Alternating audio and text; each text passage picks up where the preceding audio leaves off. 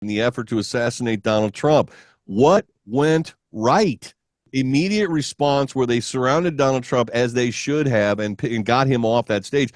By all accounts, that was done properly. But here, let me just read you one sentence from a friend of mine who has a storied career in law enforcement, more than 30 years in law enforcement. He just sent me this. He took the USSS training class, all right?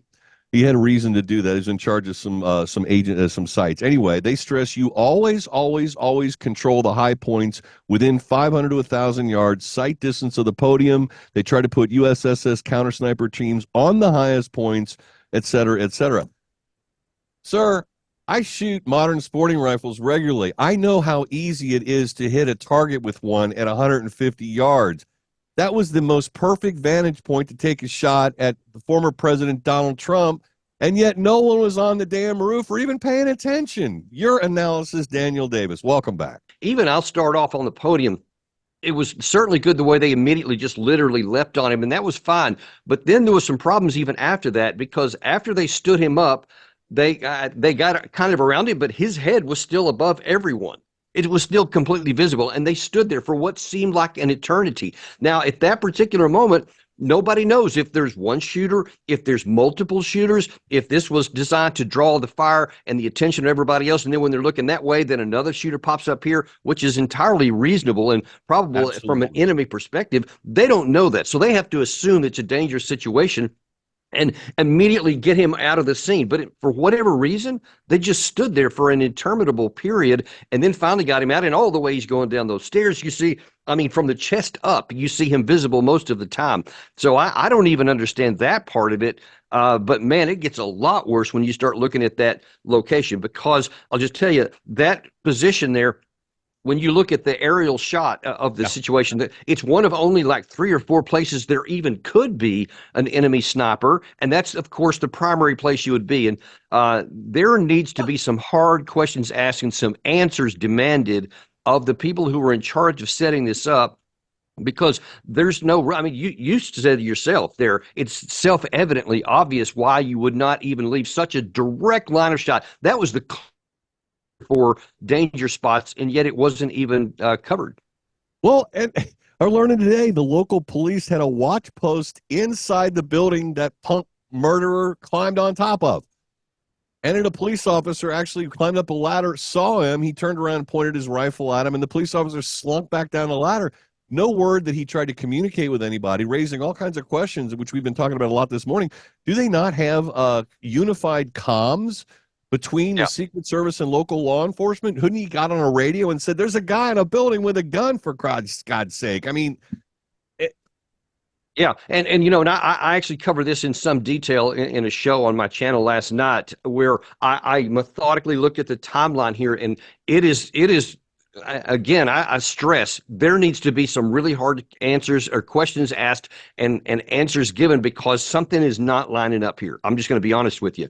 When you see many minutes, I mean, as many as 4 minutes where the crowd on the ground is screaming, there's a guy's got a gun. They have cameras showing him literally crawling up on there. You see policemen on the ground, and yet nothing's being done. And you see these guys, they have microphones on their face. Why aren't they calling somebody? And then why isn't the Secret Service immediately getting Trump off the stage before finding out if the guy's got a weapon or not? And then you see these guys on the roof with this huge scope looking right at this guy. Why did they not say something? Because they were also mic'd up to say, shooter, shooter, get the president off the stage. None of those things happened. And there needs to be a thorough investigation here. And just saying, oh, I'm sorry, we made a mistake, I'm not sure that that's going to cover this one.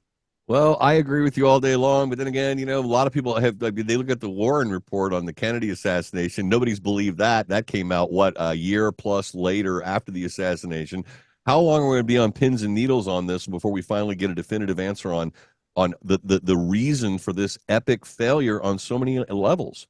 You know, I've been seeing already some of the Secret Service officials talking like, well, this is going to be a thorough investigation. It'll take a long time. Okay, fine. Do a long, thorough investigation, but you need one right now. And I mean something that somebody else is looking at, not just the people in the Secret Service, like an external agency that's going to find out what's happened, because we still have a campaign to get through. We still have the president himself that needs to be protected. And if there is systemic errors in the way that they conduct these things, it needs to be identified today, not 6 months or 6 years from now. Well, you know it as well as I know. We live in the day of the internet, and a lot of conspiracy theories swirling around this one. Almost, and I'm not that kind of guy. I like to wait until I get my facts before I draw my conclusions. But as bad as this was, and the failures on so many levels, even novices can point to why in the hell wouldn't they do X, Y, or Z? This one looks really, really bad, Daniel Davis, and I think a lot of folks have lost their respect for lettered agencies generally. So if the FBI is going to investigate this, I think there's a sort of measure of skepticism out there that we're ever going to get the real answer. Well, who's to argue with you? I mean, we've been lied to so many times, and this is not an R or a D issue here. No. This is a government issue, and it's across the board. And there is substantial loss of trust in the government of what anybody's saying, because when you can see with your own eyes that something is deeply, deeply amiss. I mean, I even the stuff I talked about on my show yesterday, where I chronicled all these things, I can't come to a conclusion because I don't have enough information what may or may not have happened. It could have just been gross incompetence, but it could have been something else as well. And who might have been behind that? I don't have any way of knowing, but somebody needs to find out something. And maybe we have multiple agencies oversee this. I don't know what the answer is, but I do know that things are not lining up with any kind of common sense and logic.